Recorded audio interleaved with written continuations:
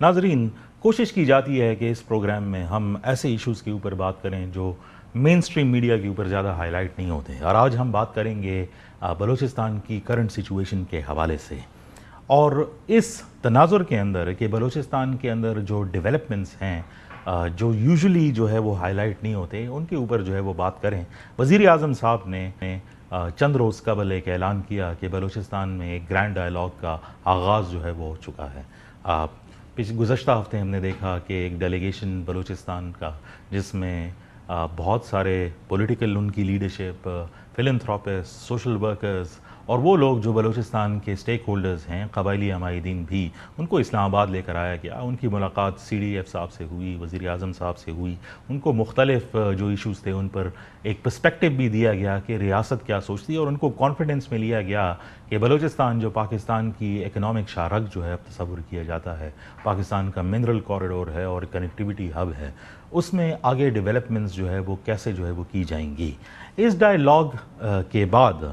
ہم نے کوشش کی ہے کہ جو بلوچستان کی کرنٹ سیکیورٹی سچویشن ہے اور ڈائلاگ میں جو بات کی جائے، اس کا ایک پرسپیکٹیو جو ہے حکومت بلوچستان سے بھی لیے جائے، اور خصوصی طور پر اس شخص سے جو وہاں پر موجود تھے۔ تو آج ہم نے مدعو کیا ہے پروگرام میں وزیر اعلیٰ کے معاون خصوصی برائے میڈیا اور سیاسی امور شاہد رند صاحب کو۔ بہت شکریہ رند صاحب ٹائم دینے کے لیے، اور اتنی مصروفیات کے باوجود ٹائم نکال کر جو ہے اس اہم موضوع پر بات کرنے کے لیے۔ رند صاحب، وزیر اعظم نے ایک بات جو ہے وہ پبلکلی اس کی ایک پروکلیمیشن کی کہ بلوچستان کے مسائل کے حل کے لیے ایک گرینڈ ڈائلاگ جو ہے وہ شروع کیا جا رہا ہے، اور ہم نے دیکھا کہ اسلام آباد نے جو قبائلی عمائدین تھے، پولیٹیکل ورکرز، فلانتھروپسٹ، مطلب ہر طبقہ فکر کے لوگ جو ہے وہ اسلام آباد آئے اور یہاں پر جو ہے وہ بات چیت ہوئی۔ سب سے پہلے تو یہ بتائیں کہ اس ڈائلاگ کا مقصد جو ہے وہ کیا تھا، اس کے بعد پھر آتے ہیں کہ ڈائلاگ میں ہوا کیا تھا۔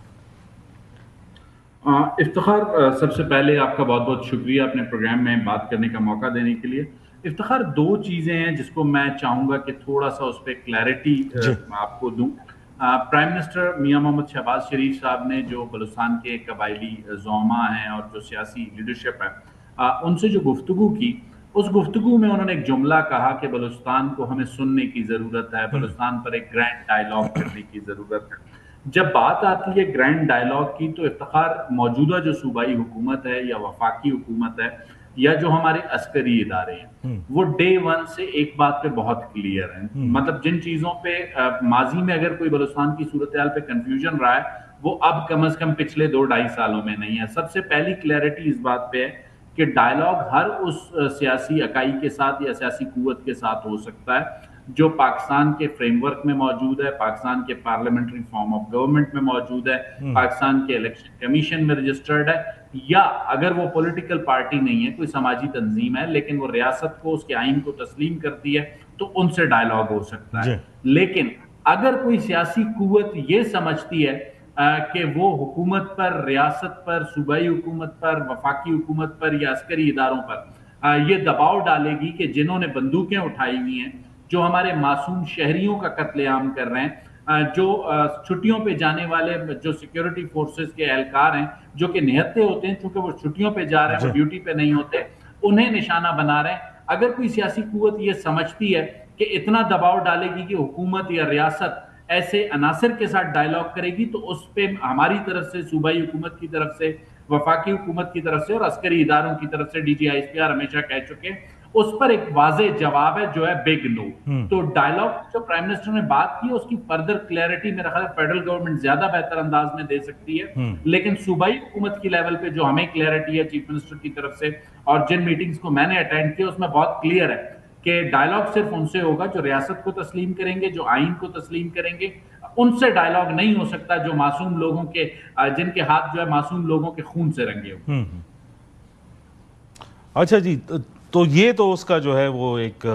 پیمانہ ہے جس میں یہ بات چیت جو ہے وہ ترتیب جو ہے وہ پائی گئی، لیکن جو لوگ آئے تھے ان کی ملاقاتیں ہوئی، سی ڈی ایف سے ملاقات ہوئی، پرائم منسٹر سے ملاقات ہوئی، ان کو باقی ساری چیزوں پر بھی جو ہے وہ ڈی بریف جو ہے وہ دی گئی۔ کچھ چیزیں میں سمجھتا ہوں ایسی ہوں گی جو پبلکلی جو ہے وہ نالج میں نہیں ہوں گی اور ان کا بتانا بھی جو ہے وہ صحیح نہیں ہوگا، لیکن ایک لارجر ویژن جو ہے اس میں کیا تھا اور بات چیت کیسے ترتیب جو ہے وہ پائی؟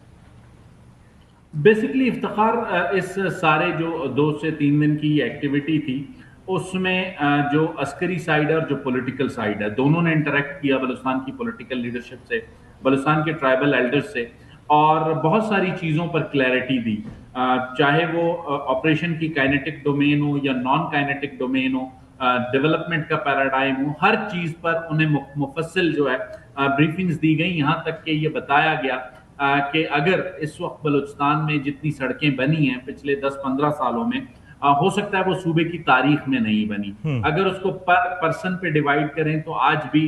جو سڑکوں کا جال ہے اس کے لیے سب سے زیادہ فنڈز بلوچستان کے لیے رکھے گئے سڑکوں کا جال بچھانے کے لیے۔ اس کے علاوہ یہ بتایا گیا کہ اگر صوبے میں کسی بھی صوبے میں کیڈٹ کالجز کی تعداد کو دیکھا جائے تو بلوچستان اس وقت پنجاب سے اوپر ہے۔ اس کے علاوہ جو جامعات ہیں ان کی جو تعداد ہے یونیورسٹیز کی یا ان کے سب کیمپسز کی، اگر اس کو پر پرسن پہ ڈیوائڈ کرتے ہیں تو وہ بھی اس سے زیادہ ہے۔ ضرور احساس محرومی ایک فیکٹر ہوگا، لیسر ڈیولپمنٹ ایک فیکٹر ہوگا جسے چند قوم پرست قوتیں جو ہے استعمال کرتی ہیں اپنا نیریٹو یا بیانیہ بنانے کے لیے، اور دہشت گرد بھی۔ اگر ایک چھوٹی سی مثال آپ کو افتخار دوں گا، لیسر ڈیولپمنٹ جو ہے یا جو کم انپیرلل ڈیولپمنٹ ہے اس کو ہم 1 منٹ کے لیے یہ مان لیتے ہیں کہ وہی ریزن ہے کہ افتخار آپ بھی جانتے ہیں کہ آئے دن یہاں پر نہ صرف جو ہے کنسٹرکشن کمپنیوں کی مشینری چلائی جا رہی ہے بلکہ بنے ہوئے جو پل ہیں ان کو توڑا جا رہا ہے۔ تو اس طرح کی جو ایکٹیویٹیز یہاں پر ہو رہی ہیں تو یہ اس بات کو ثابت کرتی ہیں کہ جنہوں نے بندوق اٹھائی ہے، جو لڑ رہے ہیں، وہ آپ سے ڈیولپمنٹ نہیں مانگ رہے، وہ آپ کے ملک کو آئیڈینٹی کی بنیاد پر توڑنا چاہتے ہیں۔ لیکن چند سیاسی قوتیں اسلام آباد کو یا جو اسلام آباد میں بیٹھے فیصلہ ساز سائیڈز ہیں ان کو اتنا کنفیوز کرنا چاہتی ہیں جیسے وہ ماضی میں کنفیوز کرتی رہی ہیں، لیکن میرا خیال ہے جو موجودہ سیاسی اور عسکری لیڈرشپ ہے وہ ان سیاسی قوتوں سے کنفیوز ہونے کو تیار نہیں۔ اچھا، کنفیوژن کی جو ہے وہ آپ نے بات کی، ایک ہسٹری ہے بلوچستان کی اٹیچڈ آبویسلی، جیسے آپ نے بھی ذکر کیا کہ اس میں بار بار جو بیانیہ ہے وہ اس حوالے سے سامنے آتا ہے کہ یہاں پر ڈیولپمنٹ نہیں ہے، حقوق کی بات جو ہے وہ کی جاتی ہے، مسنگ پرسنز کی جو ہے وہ بات جو ہے وہ کی جاتی ہے، گورنمنٹ کی طرف سے جو کلیریفیکیشنز آتی ہیں، جو سٹیٹمنٹس آتی ہیں، اس میں ان چیزوں کو جب ہائی لائٹ بھی کیا جاتا ہے تو اس کی انٹینسٹی اس طرح جو ہے وہ معلوم نہیں ہوتی جس طرح ایک کیمپین جو ہے وہ سوشل میڈیا پر اور گلوبل میڈیا پر جو ہے وہ چلائی جاتی ہے۔ جو پارٹیسپینٹس تھے اور آبویسلی آپ وہاں پر موجود تھے، اس کے درمیان میں جو گیپ تھا اس کو آپ نے دیکھا کہ برج ہوتے ہوئے کچھ چیزیں جو ہے وہ سیپ ان ہوئی، لائک لوگوں کے اشکالات جو ہے وہ دور ہوئے؟ دیکھیں، جن کے بھی جو تحفظات تھے، جو سوالات تھے، چاہے وہ پولیٹیکل لیڈرشپ سے تھے چاہے وہ عسکری لیڈرشپ سے تھے، میرا خیال ہے chief of defence forces field marshal Syed Asim Munir نے کوئی 6 گھنٹے سے زائد کا وقت بلوچستان کی پولیٹیکل لیڈرشپ